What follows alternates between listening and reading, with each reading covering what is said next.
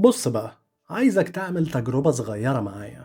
غمض عينيك وتخيل شكل خريطة العالم. ايه أول صورة جت في دماغك؟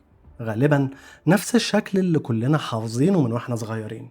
قارتين كبار على الشمال، وواحدة فوق وواحدة تحت، وفي النص فوق شوية أوروبا، وتحتيها أفريقيا، وعلى اليمين آسيا، واستراليا لوحدها في الآخر. طيب افتح عينك بقى كده، لأني هقولك حاجة ممكن تبوظ لك الصورة دي خالص.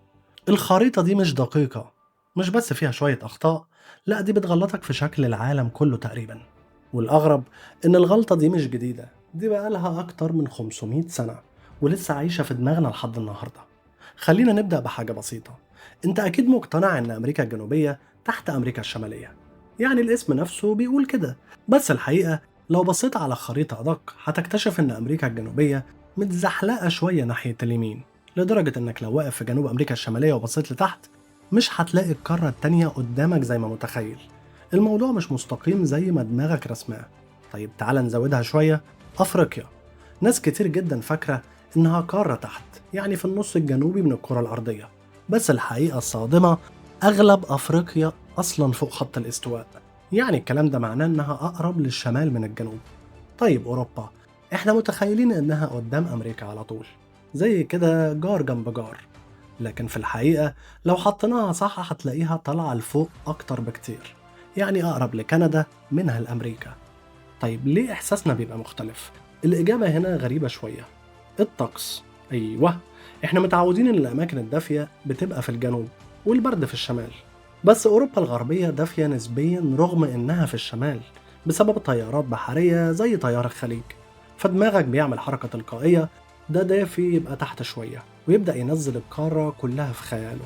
طيب السؤال الأهم بقى، إحنا وصلنا للغلط ده إزاي أصلا؟ هقولك بإجابة بسيطة جدا، علشان إحنا بنحاول نعمل حاجة مستحيلة. تخيل معايا إن معاك كرة قدم وعايز تفردها على الأرض وتخليها مستطيلة ومن غير ما تقطعها، ينفع معاك؟ طبعا لأ. وده بالظبط اللي بيحصل مع الأرض.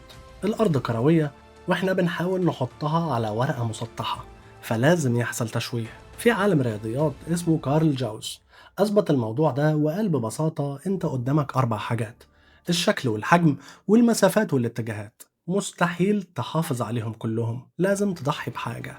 ومن هنا بقى بدأت القصة الكبيرة، قصة أشهر خريطة في التاريخ، خريطة ميركاتور. الخريطة دي اتعملت من أكتر من 400 سنة، وكان هدفها مش التعليم ولا المدارس، كان هدفها هو البحر والبحارة. البحارة وقتها كانوا محتاجين طريقة يعرفوا يمشوا بيها في خط مستقيم، وميركاتور حل المشكلة دي بذكاء جدا، خلى الاتجاهات ثابتة، فبقى سهل تمشي في نفس الاتجاه طول الرحلة. وده كان إنجاز عظيم وقتها. بس زي أي حل عبقري كان ليه التمن بتاعه. الخريطة دي شوهت الأحجام بطريقة مرعبة. خليني أديك مثال يخضك شوية. جرينلاند، شايفها كبيرة إزاي؟ وقريبة من حجم أفريقيا تقريبا. الحقيقة بقى إن أفريقيا أكبر منها حوالي 14 مرة. أيوة، 14 مرة. واللعبة دي مش واقفة هنا. ألاسكا أصغر من ليبيا تقريبا، والبرازيل أضخم من أمريكا كلها تقريبا، وأفريقيا ممكن تشيل قارات فوقها عادي. بس الخريطة مديالك إحساس عكس كده. في رأي بيقول إن الموضوع مش بريء 100%، لأن الخريطة دي بتكبر دول الشمال اللي هي أوروبا وأمريكا، وبتصغر دول الجنوب اللي هم أفريقيا وأمريكا الجنوبية، فبتدي إحساس غير مباشر إن في دول أكبر وأهم. حتى فكرة إن أوروبا في نص الخريطة دي مش حقيقة علمية، دي اختيار. وده خلى ناس تحاول تصلح الموضوع، فطلعت خريطة تانية اسمها جال بيترز. والميزة فيها إنها رجعت الأحجام الحقيقية. أفريقيا بقت ضخمة وأوروبا صغرت، بس المشكلة إن شكل القارات بقى غريب جدا، كأنها متمددة بالعافية. فدخلنا في سؤال فلسفي، تحب خريطة شكلها حلو بس مضللة، ولا خريطة شكلها غريب بس صادقة؟ ومع الوقت ظهر حل وسط، خرايط بتحاول توازن من كل حاجة شوية. بس المفاجأة إن رغم كل ده لحد النهاردة وإنت فاتح جوجل مابس، إنت غالبا بتشوف خريطة ميركاتور. وفي الآخر أحب أقول لك نقطة أخيرة جدا، إن الخريطة مش هي الحقيقة، الخريطة مجرد رأي، طريقة حد اختار يوريك بيها العالم.